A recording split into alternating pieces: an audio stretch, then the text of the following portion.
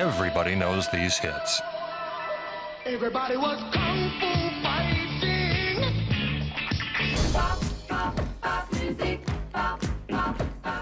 They topped the charts for weeks the world over. Mambo number 5. But that was that, and the musicians never managed to land a second hit.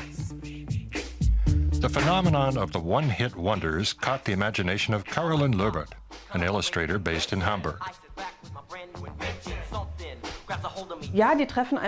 They just capture the spirit of their time. They perfectly fit the musical fashion of the moment. The songs were well produced, and the performances were good and authentic. Löbbert decided to put together a book on the subject, with texts by journalist Marcus Lucas. They picked out some of the best stories of the musical flash in the pan. The selection process was far from easy.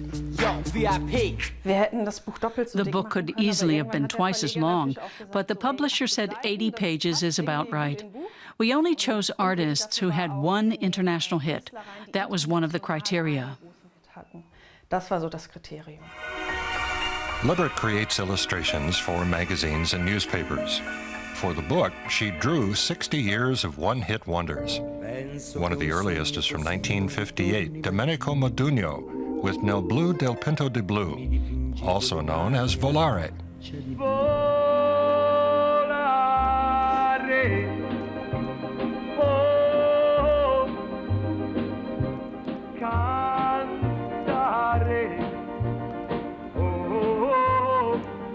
It sold 20 million copies.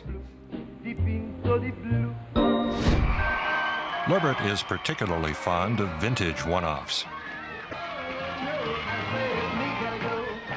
Like Louie Louie by the Kingsmen. The 50s and 60s boasted lots of one-hit wonders. In the rock and roll era, loads of musicians suddenly emerged and had songs released because rock and roll was really hot.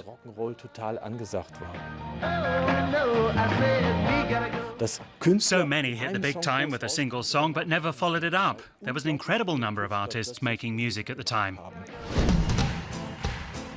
The book also tells the stories behind the songs.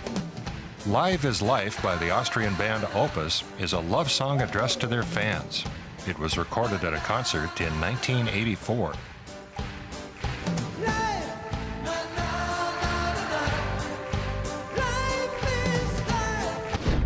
Ladies and gentlemen, this is Mambo number 5. A little bit of Monica. Mambo number 5 by Lou Bega dates from 1999. It's an old tune with a new libretto in rap form, and it sees him listing his former girlfriends.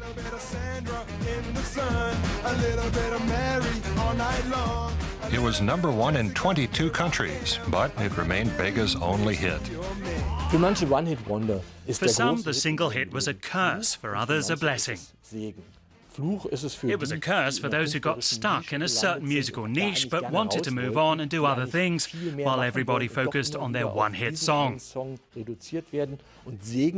was a blessing for those who wanted a nice income. These two elderly gents are probably still receiving a tidy sum in royalties for Macarena. Löbbert set out to convey the mood, the feel of a song. That meant listening to each closely, at least to start with. I didn't listen to them all the time while I was drawing. I watched the videos once as I was doing some sketches, but any more might have proved destructive if you listen to them over and over. Her antidote was to listen to classical music. Because it has to be said, some one-hit wonders could stick with you forever. Da, da, da.